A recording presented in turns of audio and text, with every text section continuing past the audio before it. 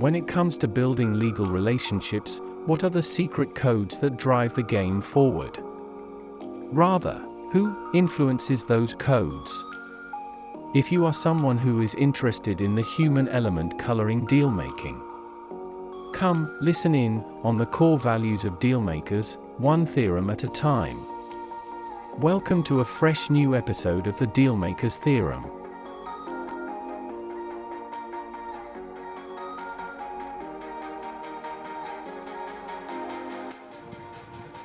It is an absolute pleasure to have you here on our channel today, watching Lawfinity Solutions get into Lawfinity Inquisitions.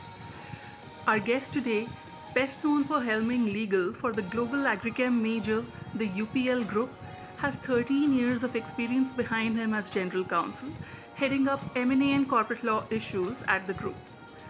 His law firm grounding prior to this general counsel experience at Indian big law league firm J. Sagar Associates and at Magic Circle firm Herbert Smith Freehills has given him a steady foothold in the game.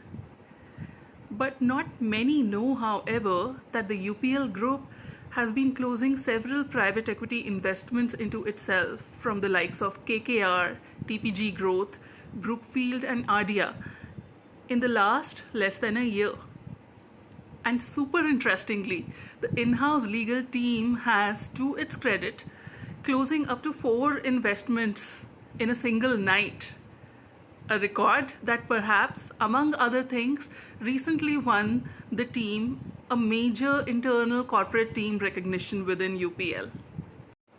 What kind of support internally and externally goes into the making of those kinds of team wins? Come, let's find out from our guest Rohit Kumar, who walks us through his management theorem for the best in-house and external advisory legal teams.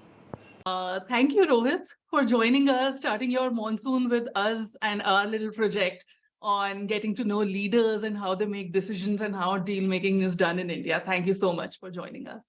Thank you, Prachi. Thank you for having me here. So we were talking about, Rohit, we had a lot of interesting discussions around leadership styles and, your approach towards team building.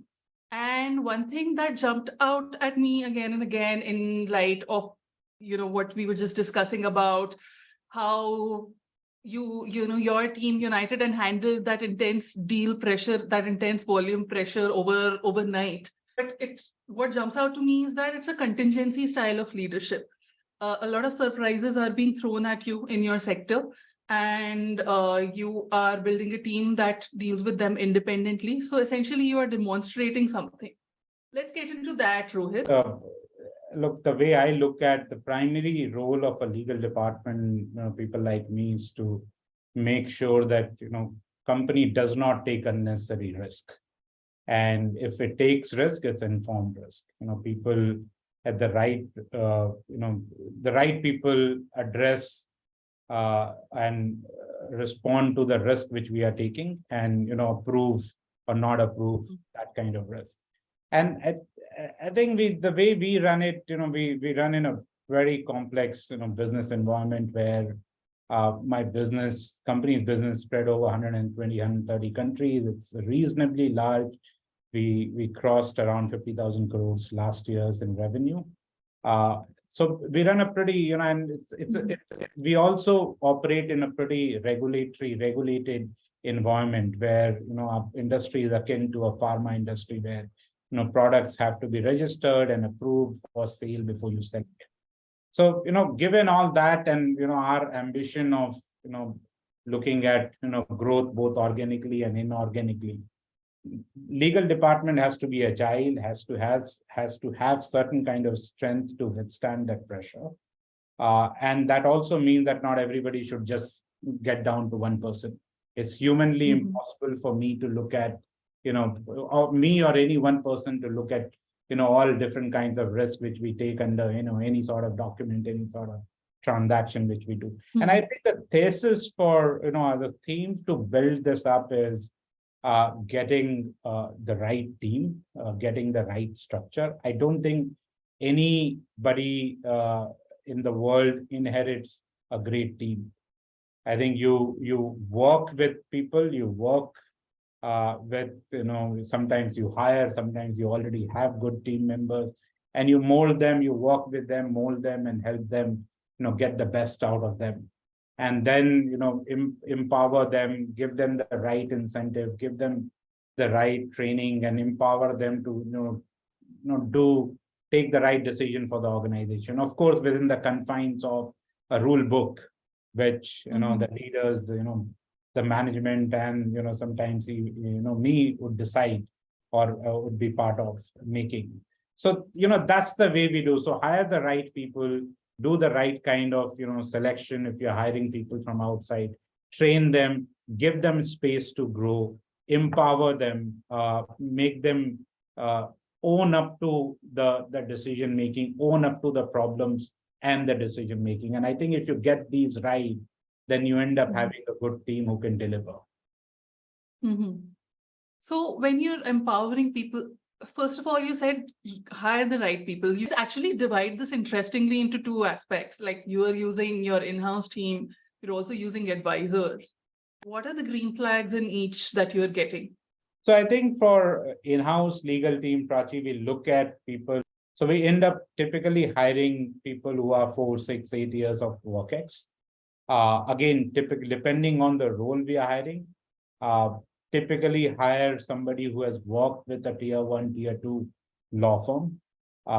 And my belief is that somebody who's worked in, in the formative years, worked with a law firm, they end up working on more variety of problems and dealing with more, different kind of personalities as clients.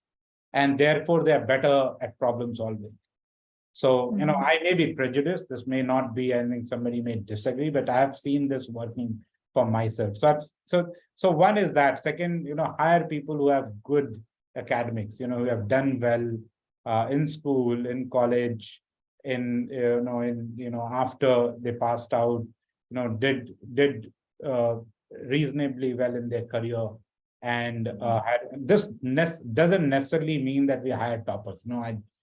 We have no bias towards marks. Is there a certain style they operate? Have you seen one or two key aspects? So I think I was mentioning to you, Prachi, that, for example, we don't like hiring, they have to be technically sound, have decent experience in, in the legal space. But for example, we don't like hiring very aggressive people or aggressive. Aggressive with respect to other human beings, because how we as lawyers we end up being aggressive, but I don't want personalities who are aggressive, because somehow then managing those personality itself could be end up taking a lot of time. So so those are the people who are curious, people who want to know more, people who are willing to walk the talk in terms of reaching out to different functions within the company, people who are open to going out and, if they have a problem with, I don't particularly like or very fond of people who are just desk sitter, they would just sit on their chair, desk, and, spend all the time. Look, I think I always encourage people that, okay, if you have a problem, go out, speak to, relevant function, people from those functions, try understanding their problems, get into their shoes, and then devise the solution, which works for them, which works for us. Don't just be a, tell the law and this is the law, this is what you need to comply, and your job doesn't get over there. You have to walk that extra mile.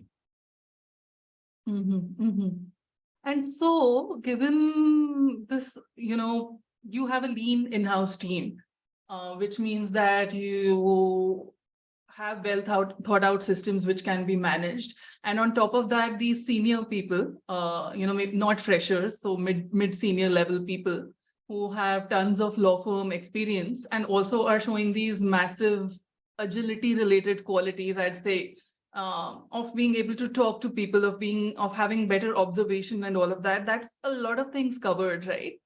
So where is it that now the law firms come into picture? And it wouldn't be, you were telling me that it is wrong to presume that these both will not intersect. But even so, what are those niches the both are carving out for themselves? Sure. So I think typically, Prachi, will not hire external lawyers for routine work. that's a no-go. I think we know the business better than what an external lawyers will know, or external lawyers would know. So we all the routine work is handled by us. I think we hire external lawyers typically for two, three different kinds of work. One is litigation, where we have no option but to hire external lawyers, but litigators. That's one place we end up hiring lawyers. The second is, if we are doing an acquisition and M&A, we will always have external lawyers working with us. And third would be if we have any requirement for specialized legal advice, whether it's competition related, whether it's sanctions, whether it's compliance. Those are the places where we'll end up taking help from external lawyers. Now, as a company, because a very large part of our business is outside of India, we routinely hire also external lawyers. And we hire some of the largest law firms, and work with them regularly, both European, American. We have very good relationship with many of them. And I think, I would also say that, look, we also want value for money when we engage external lawyers.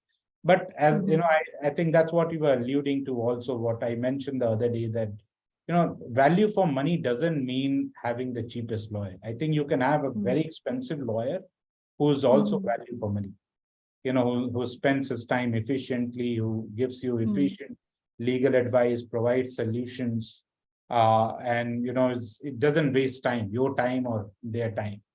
They may be very expensive, in a per hour basis, which is what most lawyers would charge, but they are pretty efficient in terms of their time utilization and therefore cost efficient or value for money for the client. But interesting, we reached that billing aspect. Because a lot of traditional billing methods are still being used, right? Like, of course, people with legacy and years behind them have certain sectoral or, maybe mandate specific, case by case specific experiences, which allow them to really condense the amount of time they spend on it, which probably fresh firms wouldn't. But also, have you seen, say, inefficiencies in those traditional billing systems? Have you seen fresh perspectives that you, on an off chance or on occasion, have you seen that coming from some of the newer players? I think I often say that in India, you hire lawyers, not law firms. And, you don't have a standard quality yet across any law firm in India. I think you end up engaging partners, and between in a same law firm you can have varying degree of quality and output depending on which partner you go to. So we have seen, I think, some of the partners we see and some of the lawyers we see are just much more efficient in how they allocate their time for servicing clients like us, whereas some other partners may not be as efficient, or maybe not as efficient, maybe an understatement. They may not at all be efficient. And naturally, I think the way it progresses is somebody who routinely uses them would end up working more with lawyers or partners and the team which is more efficient in usage of their time. So I think it's process of selection, and the inefficient kind of weeds out over a period of time, at least with with more matured clients like us. That you would follow to ensure that those same values are homogeneous across this large body. I think I somehow subscribe to that Malcolm Gladwell's theory of that 10,000 hours. I think with practice comes also perfection, or at least in his book, I think not the tipping point, the other one, the outlier. He talks about how somebody becomes very good in doing something. And he talks about Mozart and all these geniuses whom we think are geniuses, like Bill Gates, Steve Jobs, and all of them. And he talks about this, this theory of 10,000 hours of doing something. And he says that if you do something for 10,000 hours, you'll start excelling in that domain. that area. Mm-hmm. So, essentially what it means is that, with practice comes perfection, or at least close to perfection. And Mm-hmm. because of the sheer number of opportunity you get in the organization I work for, you end up being better at it. And if you're good, if you take the right, and of course we have the checks and balances where performance gets reviewed. So I think it's a sum of all these parts which end up making somebody more, better in the legal team. Actually making decisions. Yeah. Actually, that's an interesting point that you, is there like an internal tool or technique that you've developed to make better decisions? Okay, so I think we have, for example, we are one of the very few manufacturing companies in India which has a very robust contract life cycle management. And okay. And where so I realized in my initial role when I joined in-house that I think one of the most critical areas where an in-house lawyer needs to look at is how transactions are approved. Now, transaction approval is different than the document for the transaction approval. Transaction approval is the in principle commercial approval to undertake a particular transaction, which is signed off by the commercial team, your CEO or whoever that is. And having that mapped is very, very important. Who gets to take what kind of decision? If I have a problem on which has a financial bearing, then maybe if it passes a particular threshold, then you have to go to the CFO. If it is below a particular threshold on financial impact, then it can go to your regional CFO or somebody under the in the CFO team, the finance team. So I think those are those parameters are absolutely vital to make. And more often than not, I think identifying that is a big task. It's not an easy task because that keeps changing, or that may change for company, particularly a company which is growing, because you may have different functions, sub functions, new people joining, and with each of these changes that impacts your this approval matrix. So I think that we have been able to develop over a period of time. We knew that that's an important area, because otherwise, just who gets to approve a commercial transaction itself could be wide open. So that we have done, and it's thankfully an automated process, and it's also a process where we work with the business, the leadership team, to define who's the approving authority, one or more people, and that gets automated into a system in the matrix. So that has been defined. I think that makes people also think who are the key stakeholders, and if they're advising a particular member of the legal team is advising somebody on say a document, then they can also understand who are the key stakeholders with whom they have to engage, because more often than not, these individuals who are approvers may have questions. They may have suggestions that, okay, I am approving it, but I'm approving it subject to these two protections for the company. Yeah. Final question. So now, like, you came from the private practice side and in-house for 13 years, this has been your journey with UPL. When you look back in hindsight, let's look at your own decision-making process, because everything is percolating down from there. What are some of the lessons, or what are some of the things that you learned to do differently in various phases through these years to now make better decisions? Some things that you would have liked reversed or done better back then? Anything comes to mind? For a lawyer, a lot of times the moment it comes to, say, pricing, or the moment it comes to slightly more commercial, he would just lay out his hand and, oh, this is commercial. Mujhe nahi karna, ye mera kaam nahi hai. That's for the commercial team to look at. I think my message to a budding lawyer is that, look, that is important. I think how you engage with your commercial team is important. And if you can get into their shoes and start thinking like them, I think I can tell you that that will be a phenomenal win for you professionally. You will be able to engage live with your key stakeholders and to a better decision making, with them. And therefore, it's important to get that right. So financials, numbers count. Interesting. Okay, now one surprise small part I never told you about before, which is that I'm just going to throw 5 words at you one by one, and whatever comes to your mind lightheartedly, just say that, no thinking. So let's start. First is AI. Overhyped. Okay. Number crunching. I think you have to be good. Yeah. Okay. Leadership. Naturally. Commercial transactions. Oh, exhausting. Rohit Kumar. I think practical, hardworking, sincere.